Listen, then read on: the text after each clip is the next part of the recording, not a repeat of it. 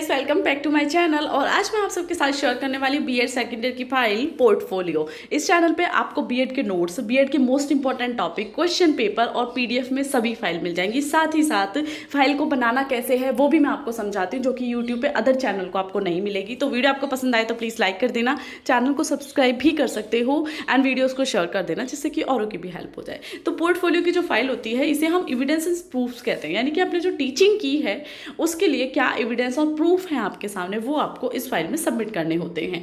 Then आपको name of trainee यानी कि अपना नाम इसमें लिखना होता है। मेरे चैनल की स्पेशलिटी यही है, लेसन प्लान बनाना हो या कोई भी फाइल हो, आपको समझाने पे बिलीव करती हूँ। कॉपी पेस्ट का मटेरियल तो आपको अदर यूट्यूबर भी प्रोवाइड करा देते हैं, बट मेरे चैनल में आपको समझाने का भी मेरा मोटो है। कॉपी पेस्ट का मटेरियल भी दूंगी बट आपको समझाऊंगी भी, क्योंकि टाइम तो आपको इतना ही लगना है। समझाऊंगी नहीं तो भी आपको इस वीडियो को 12 मिनट में ही देखना है और समझाऊंगी तो भी 12 मिनट में ही देखना है, तो क्यों ना उसका फ़ायदा लिया जाए। वही अपने माइंड में रखो, टीचर बनना है तो हर एक चीज़ को समझ के करो, क्योंकि इन फ्यूचर आपके लिए इंपॉर्टेंट है। अब यहाँ पे टॉपिक नेम है कि पोर्टफोलियो में क्या क्या लिखना है। Brief history of school, management of school, teaching staff कितना है, लिस्ट ऑफ टीचर्स, ये सभी इंडेक्स के पॉइंट हैं जिन पे आपको पॉइंट टू पॉइंट डिस्कस करते जाना है। यानी कि एक एक पेज या 1.5 पेज जितना आप लिख सकते हो वो लिखना है। ये इंग्लिश में है, हिंदी में भी है, तो भी कोई आपको दिक्कत नहीं होनी है। यहाँ पे मिल जाएगा लिंक वीडियो के डिस्क्रिप्शन में, अगर हिंदी की क्लास देखनी है तो वो भी आप देख सकते हो। बट आप डायरेक्टली ट्रांसलेट कर लो, आपको हिंदी इंग्लिश की कोई भी प्रॉब्लम नहीं आएगी। आपका मीडियम कोई भी हो, बीएड आप हिंदी मीडियम से भी कर रहे हो तो भी इस फाइल को आप इंग्लिश में बना सकते हो, कोई प्रॉब्लम आपको नहीं आएगी। सेम हिस्ट्री है यहाँ पे, दैन हिस्ट्री वगैरह। और यहाँ पे मैं देखूंगी तो आप देख सकते हो 18 पेज तक का इंडेक्स आपको मिलेगा। अब यहाँ पे ये आपको हिंदी में फाइल मिल जाएगी कि विद्यालय का संक्षिप्त इतिहास क्या था।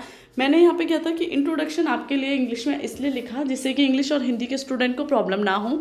इंग्लिश के हो तो इंग्लिश का इंडेक्स देख के सेम इंग्लिश में लिख सकते हो, और अगर हिंदी के हो तो यहाँ पे 1 बाय 1 पेज आपको मिल ही रहा है। विद्यालय का संक्षिप्त इतिहास, वो जो मैंने लिखा था ब्रीफ हिस्ट्री ऑफ स्कूल, उसकी जगह ये लिख देना। यानी कि हिंदी और इंग्लिश दोनों के स्टूडेंट के लिए वाई जो ये फाइल है वो इक्वली इन्फॉर्मेटिव हो गई है। अब यहाँ पे क्या लिखना है इसमें कि स्कूल की हिस्ट्री क्या है, स्कूल कब से स्टार्ट हुआ, कितनी क्लास से स्टार्ट हुआ था, आज कितनी क्लास तक चल रहा है, वो आपको विद्यालय की हिस्ट्री में लिखना है। तो जहाँ समझाने का होगा वहाँ मैं आपको समझा ही दूंगी। तो आप देख सकते हो कि यह स्कूल मान्यता प्राप्त है, जो कि पहले 1 to 5th क्लास तक था, परंतु अब ये विद्यालय 1 to 8th क्लास तक चल रहा है। इसी टाइप से बीएड की फर्स्ट ईयर सेकेंड ईयर की फाइल, जो कि हर एक सब्जेक्ट की आपको मिल जाएंगी। प्लेलिस्ट चेक करना, वहाँ आप चेक कर सकते हो कि सभी सब्जेक्ट की अलग अलग से प्लेलिस्ट हैं, जिससे कि स्टूडेंट को कोई भी प्रॉब्लम ना आए और आप अपनी क्लास अच्छे से कर सको। अब यहाँ पे है कि विद्यालय का जो प्रबंधन तंत्र है, यानी कि मैनेजमेंट ऑफ स्कूल। अब अगर इंग्लिश के स्टूडेंट ये फाइल देख रहे हैं तो मैनेजमेंट कौन है, कैसे करता है, मैनेजर का नाम क्या है, कैसे वो स्कूल का संचालन कर रहा है, वो सब डिस्कस करना है। अब यहाँ पे हिंदी में मैंने लिखा हुआ है, तो हिंदी के स्टूडेंट को तो कुछ भी समझाने की जरूरत ही नहीं है कि सीसीटीवी लगे हुए हैं और स्कूल का मैनेजमेंट अच्छे से चलता है, मैनेजर ये हैं एंड सी इज़ ब्यूटीफुल या she is like beautifully cover the coverage of school, ये आप लिख सकते हो उसमें। तो वो सारी चीज़ें डिपेंड करती हैं कि आप किस तरीके से लिख पाओगे। बाकी आपको जो सेम है सेम कॉपी करके लिख सकते हो कि विद्यालय कितने टाइम खुलता है, मैनेजर हैं वो बहुत अच्छे से अपने आप को इस स्कूल के काबिल बना के एंड स्कूल को मैनेज करती हैं, अच्छे से टीचर्स का फोकस करती हैं, टीचर्स का ध्यान रखती हैं, जिससे कि स्टूडेंट को कोई भी प्रॉब्लम ना रहे। तो वो मैनेजमेंट में सभी कुछ आ जाता है आपका। कितने पीरियड लगाए जाते हैं तो आप लिख सकते हो 8 पीरियड लगाए जाते हैं, शौचालय है, तो ये सभी क्या है, मैनेजमेंट में है। इंग्लिश में हो तो सेम ट्रांसलेट करके लिख दो, कोई प्रॉब्लम आने ही नहीं है आपको। देन है विद्यालय के अध्यापक कर्मचारी, यानी कि जो टीचिंग स्टाफ है वो कितना है। तो आप देख सकते हो कि विद्यालय कक्षा 8 से 8 तक है और सभी कक्षाओं की जो कार्यरत करता है। विद्यालय के सभी शिक्षक अच्छे आचरण वाले हैं तथा सभी की सहायता करने वाले हैं। विद्यालय मतलब जो टीचर हैं उनकी जो क्वालिटीज़ हैं वो आपको यहाँ पे डिस्कस करनी है इस पॉइंट में। इंग्लिश से फाइल बना रहे हो, हिंदी से फाइल बना रहे हो, वो वैल्यू ही नहीं करता है।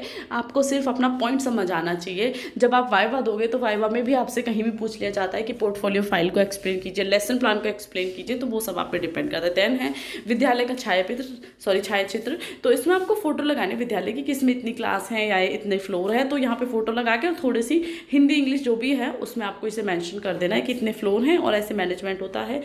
तो वो आपको फ़ोटो यहाँ पे इन्वेस्ट कर देनी। मैंने फ़ोटो इसलिए नहीं इंसर्ट करी जिससे कि आप अपना ही कॉलेज का लगा पाओ, क्योंकि ये फाइल मैंने आप सबके लिए बना के खरीदी, दैन बनाया, उन्हें टीचर से चेक कराया, तो वो सब डिपेंड करता है।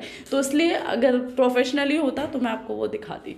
नेक्स्ट है कि विद्यालय में प्रवेश विवरण, यानी कि एडमिशन कितने होते हैं, किस क्लास में, वो सब डिस्कस करना है। तो यहाँ पे आप अपने पॉइंट से लिख सकते हो। तो कैसे लिख सकते हो, अगर मैं एक नॉर्मल लैंग्वेज में कहूँ तो क्लास कितनी है, सेक्शन कितने हैं और उसमें कितने स्टूडेंट का एडमिशन हुआ है इस ईयर, वो लिखना है। तो आप तुक्के से लिख सकते हो, ज़रूरी नहीं है कि स्कूल की हिस्ट्री ही आपको डिक्टो लिखनी है, ठीक।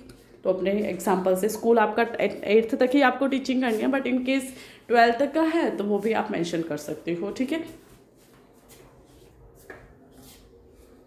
इसी टाइप से डिक्टो कॉपी करते जाना, ज़रूरी नहीं है कि आपको कुछ भी चेंज करना है, क्योंकि अगर इसमें कुछ मिस्टेक होती तो मैं आपको बोल देती। उसके बाद है कि कक्षा में उपस्थिति विवरण, यानी कि किस डेट को आपकी ट्रेनिंग, जिस डेट से स्टार्ट हुई और जिस डेट तक ट्रेनिंग थी वो डेट मेंशन करनी है, और इस डेट में इस क्लास में कितने बच्चे थे वो मेंशन करना है। हम बीएड के थे तो 6 to 8 ही हम यहाँ पे लिखेंगे, क्योंकि हमें 6 से 8 तक की कक्षाओं को ही पढ़ाना होता है। तो उन्हीं का विवरण देंगे कि कक्षा 6 में इतने बच्चे थे इस दिन, कक्षा 7 में इतने थे, ए बी सेक्शन में डिवाइड करके तुक्के से लिख सकते हो। ये भी ज़रूरी नहीं है कि सेम कॉपी करो या डिक्टो स्कूल में जो उपस्थिति थी वही लेना है, ऐसा कुछ भी नहीं है।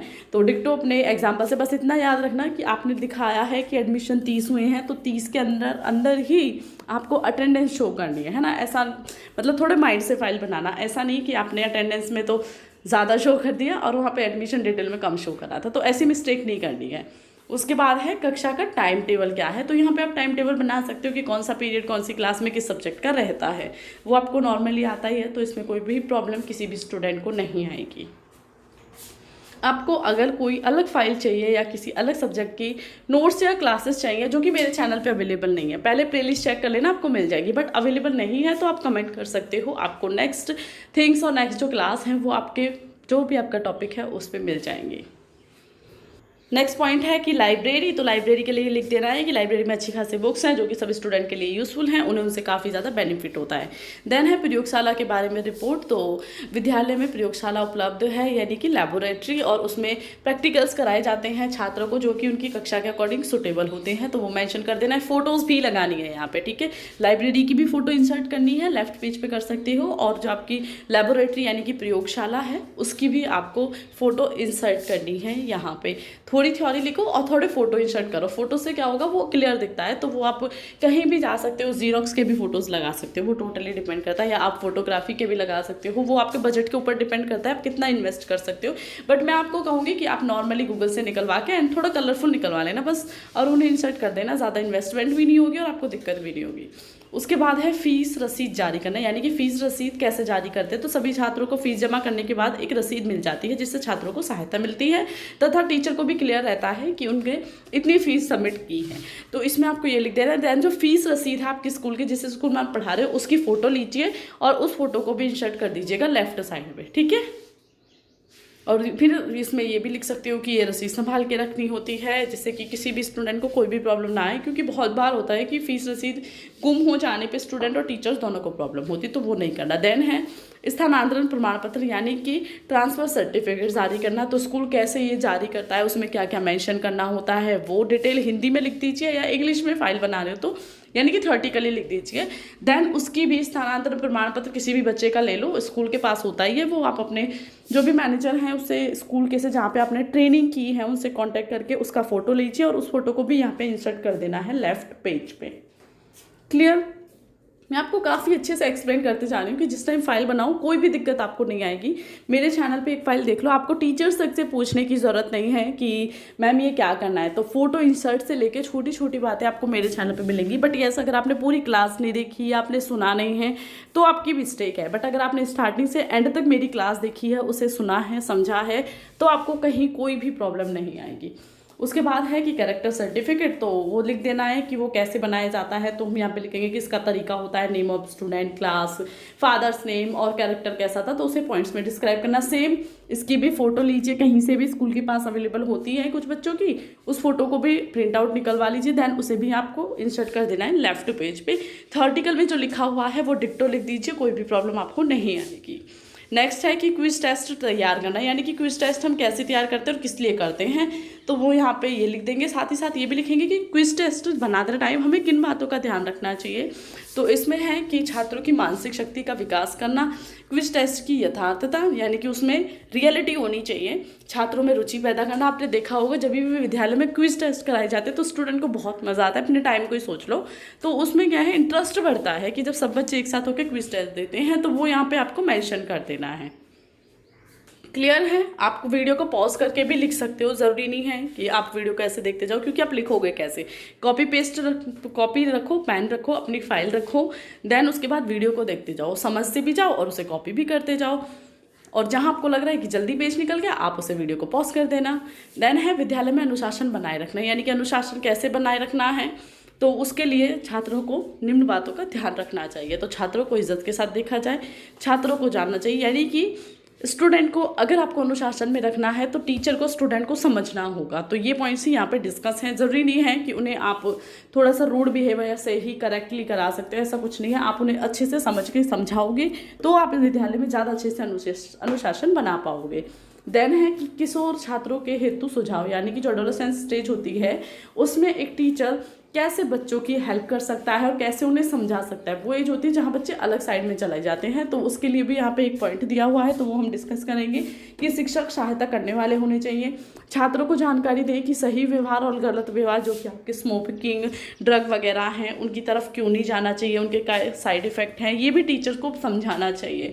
हम अगर अपने टाइम की बात करते हैं तो क्या होता था, सिर्फ रूड बिहेवियर से स्टूडेंट टीचर को लगता था कि आप स्टूडेंट को सुधार सकते हो, उनकी गलतियों को सही करा सकते हो, बट ऐसा नहीं है। स्पेशली अगर एडोलेसेंस की बात होती है तो टीचर को चाहिए कि बच्चों को अच्छे से समझाए। देन यहाँ पे लास्ट पॉइंट है आपका कि गरीब छात्रों की सहायता हेतु सुझाव। तो विद्यालय को ये भी मेंटेन करना चाहिए कि जो गरीब छात्र हैं, जो अपनी फीस नहीं दे पाते, उनके लिए फ्री में शिक्षा हो, साथ ही साथ उनकी बेइज्जती ना हो कि इन्हें ये गरीब हैं तो इनके साथ ये हो रहा है। तो यानी कि दुर्व्यवहार नहीं होना चाहिए। गरीब बच्चों को पास पैसा नहीं है तो ये नहीं समझना चाहिए उनके पास काबिलियत भी नहीं है, उन्हें उनकी काबिलियत दिखाने का मौका मिलना चाहिए। तो यहाँ पे आपकी पोर्टफोलियो की फाइल खत्म होती है। आई होप आपको समझ आई होगी मेरे समझाने। Don't forget to like the video, share this with your friends and family members, and please subscribe the channel. So thank you.